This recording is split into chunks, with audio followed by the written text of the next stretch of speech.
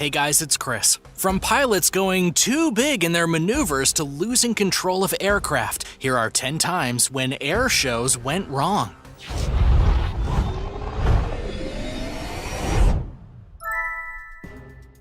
Number 10. Flugtag 88. This tale of an air show disaster happened in 1988 in West Germany at Ramstein Air Force Base. The Italian Air Force was hired to do a special show for over 300,000 people, but little did they know what was about to happen.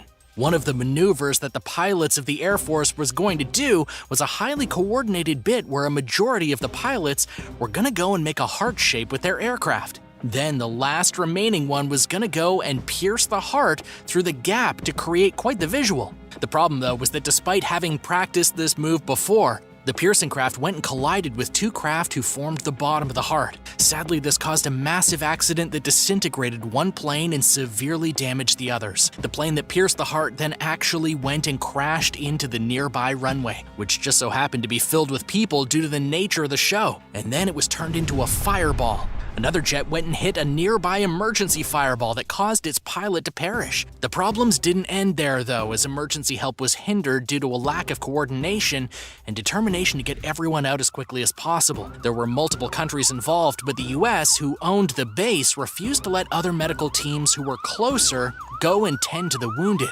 In the end, 70 people died from the event, making it the second deadliest air show in history. 346 members of the crowd were also injured by the event. I don't know about you, but hearing about events like this kind of makes me skeptical of going to air shows in person. Number 9. Reno Air Races Crash 2011.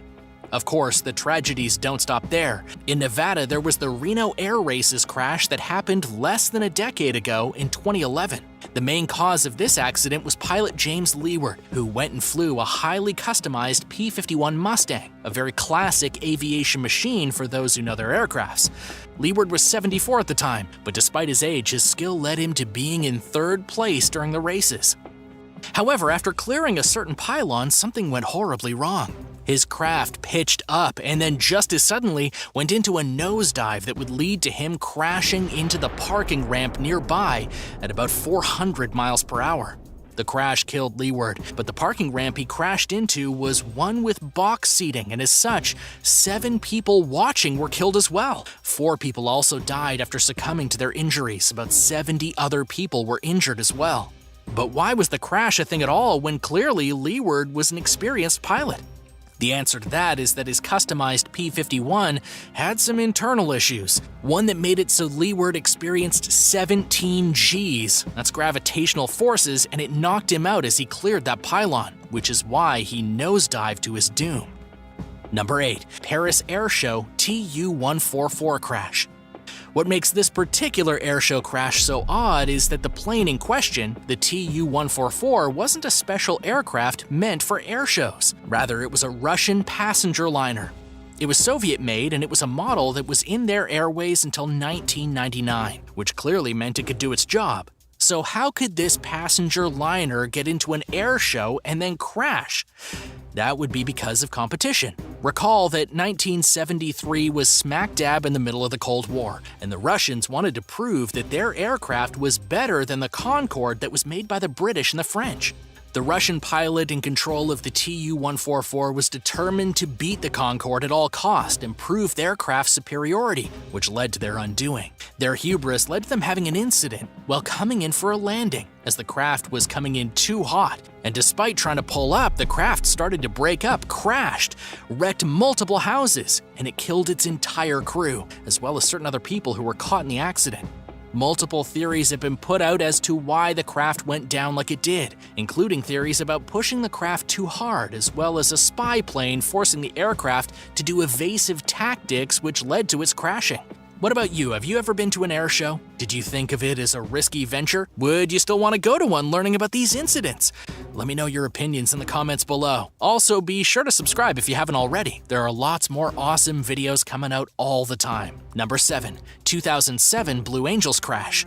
There are all sorts of piloting groups out there that have name recognition, and in the United States, the Blue Angels are revered to be the best of the best in many aspects. That makes the crash that happened in South Carolina back in 2007 all the more curious and tragic. Just as tragic, though, is that the crash in question happened at the very end of a successful show for a crowd of people. The aircraft with pilot Kevin Kojak Davis crashed, and he was the sole fatality in the incident. Of course, there were other people injured and there was a lot of property damage. But you might be thinking, this is a Blue Angel. What caused a trained pilot like him to crash? And the answer to that is G-force. A standard person is able to resist about 5 Gs, and that's 5 times Earth's gravity pressing down on your body.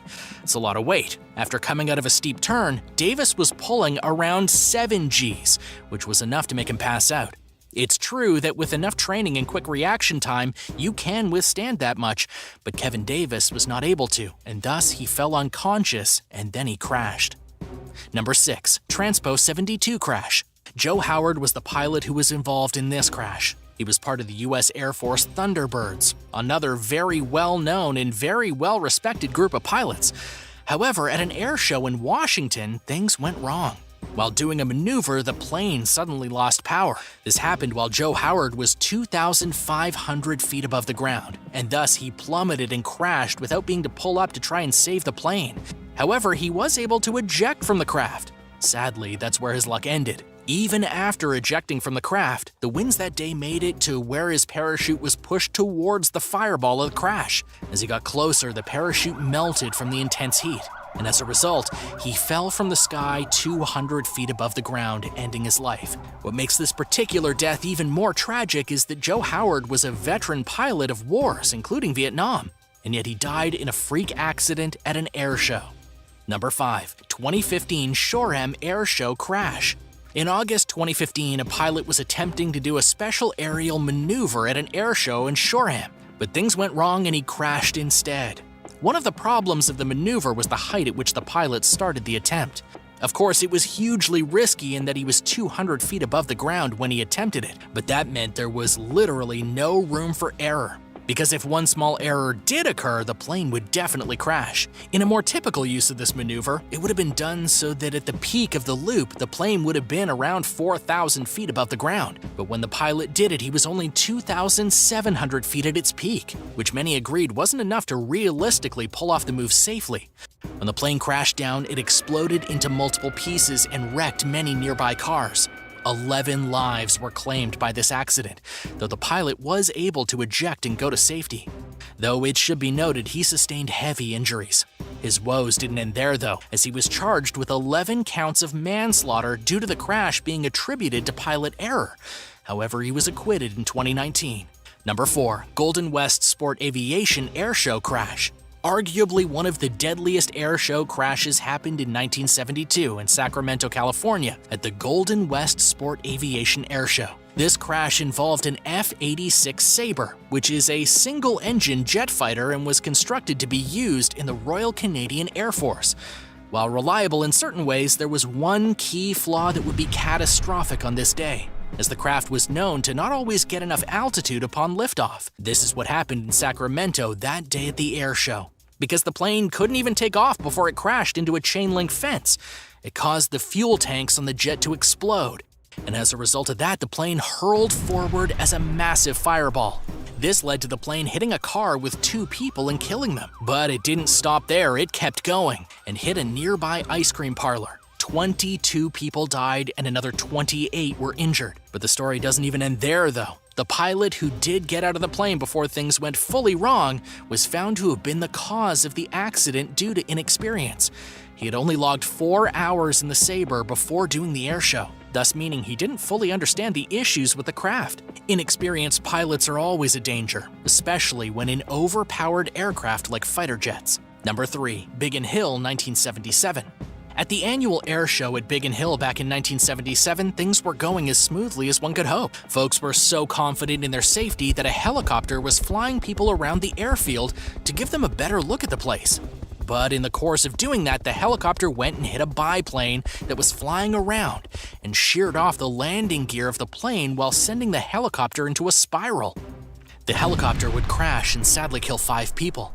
The biplane, meanwhile, was able to crash land without major injuries to the pilot, though the incident is still remembered because of just how quickly things went wrong, and how it could have been prevented had both pilots been more aware of their surroundings. Nowadays, there are more advanced pieces of technology in planes to make tragedies like this extremely rare. Number 2. 1952 Farnborough Air Show crash. This event in the United Kingdom is still discussed as one of the deadliest air show crashes of its kind. A prototype jet fighter was engaged in an aerial maneuver, one where the plane dove and then rose high to the air at 40,000 feet before returning to the crowded area. However, as it went to make another rise in height, the plane disintegrated, causing the plane parts to shoot out near the crowd and the cockpit with both pilots to crash to the ground.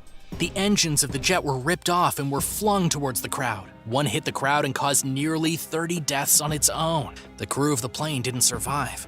It was later determined that a structural failure in the fighter, which was again a prototype, was the cause of the crash. Number 1. Skinilov Air Show disaster. On July 27, 2002, an air show in the Ukraine would become the deadliest air show incident in history. A jet fighter was performing a move at low altitude, and the result of that was the jet's wing hitting the ground and causing the crash to happen. While the pilots were able to get out, the plane went and hit a nearby aircraft, and that caused the plane to further cartwheel and shoot towards a crowded area. This resulted in the deaths of 77 people, and over 100 others were hospitalized. The crew was held responsible for the crash due to them doing moves they weren't prepared for and not heeding the aircraft's workings. They served 14 and 8 years in jail, respectively. It seems like air shows are places where hot-headed pilots may end up attempting maneuvers they aren't truly ready to execute, and the results are devastating if an error does occur. Thanks for watching. Can you believe some of these things happened? Did you think maybe these kinds of shows were foolproof in terms of what went on there? Let me know your thoughts in the comments below, and be sure to subscribe to World List, and I'll see you next time on the channel.